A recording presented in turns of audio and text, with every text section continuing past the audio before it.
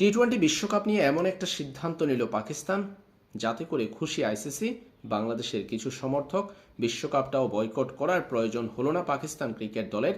পাশাপাশি পাকিস্তান ক্রিকেট দলকে ভারতের বিপক্ষে আরেকটা ম্যাচে হার থেকে বাঁচিয়ে দিল পাকিস্তান ক্রিকেট বোর্ড। মহসিন নাকভি পাক্কা খেলোয়াড়।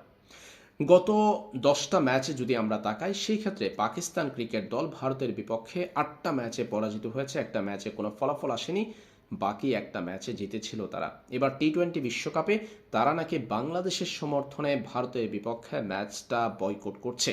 সেই ম্যাচে স্টেডিয়ামে যাচ্ছে না পাকিস্তান ক্রিকেট দল। এখন ভারত যদি সেই ম্যাচে স্টেডিয়ামে যায়, তবে ভারতকে দিয়ে দেওয়া হতে পারে পূর্ণ 2 পয়েন্ট। পাকিস্তান ক্রিকেট দল গোটা বিশ্বকাপটাই যদি বয়কট করত, পিসিবি যদি এই সিদ্ধান্ত নিতে পারত বাংলাদেশের সমর্থনে, তাহলে বোঝা যেত বাংলাদেশকে পূর্ণ সমর্থন করেছে তারা। সেই ক্ষেত্রে চাপে পড়তো আইসিসি, নতুন করে পরিকল্পনা সাজাতে হতো বিশ্ব ক্রিকেটের সর্বোচ্চ নিয়ন্ত্রক সংস্থাকে।